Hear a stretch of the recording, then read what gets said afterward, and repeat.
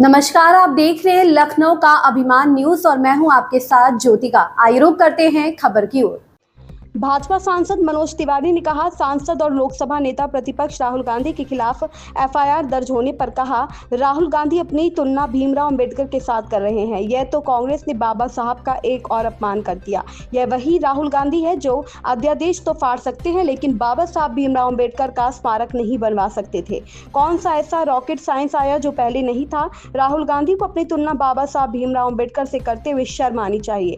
आपने एक सांसद को धक्का दिया, आपकी टीम ने एक आदिवासी बेटी को धक्का दिया। आपके ऊपर एफआईआर होना ही चाहिए था। मैं प्रत्यक्षदर्शी हूं इस घटना का। अब बताइए, तो राहुल गांधी अपनी तुलना बाबा साहब भीमराव अंबेडकर साहब से कर रहे हैं। मतलब ये तो बाबा साहब का एक और अपमान कर दिया कांग्रेस ने। आपने ये वही राहुल गांधी हैं जो अध्यादेश तो फाड़ सकते थे लेकिन बाबा साहब भीमराव अंबेडकर का स्मारक नहीं बनने दिए। यहीं जनपद पे आज बाबा साहब भीमराव अंबेडकर स्टडी सेंटर है। वो कैसे मोदी जी के बनते ही बन गया?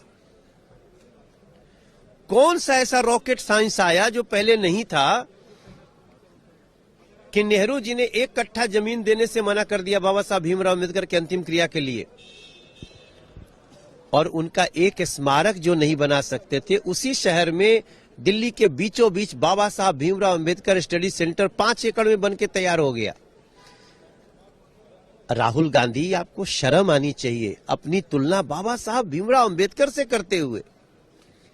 आपने एक सांसद को धक्का दिया, उसका खून बहा। आपने एक आदिवासी बेटी को धक्का दिया आपकी टीम ने, और आपने सबको लीड किया। आपके ऊपर एफआईआर होना ही चाहिए था। Thank you. संविधान जिंदा है। वो संविधान को अपने जेब में लेकर के नहीं घूमने देंगे किसी को हम। संविधान सिर माथे लगेगा और संविधान का सम्मान करना ही पड़ेगा। राहुल गांधी, अगर हम वहीं खड़े थे, हम राहुल गांधी जी को अगर 2-4 हाथ दे दिए होते तो आप सोचो हमारी बेइज्जती नहीं होती, हमारी पार्टी की बेइज्जती नहीं होती, हमको हमारे एफआईआर नहीं होता। राहुल गांधी ने मारा है सांसद को, राहुल गांधी के एफआईआर होना ही चाहिए। तो राहुल गांधी ने मारा है, आपने देखा? हाँ, अपनी हमारी आंखों के सामने। मैं प्रत्यक्षदर्शी हूं वहां पे।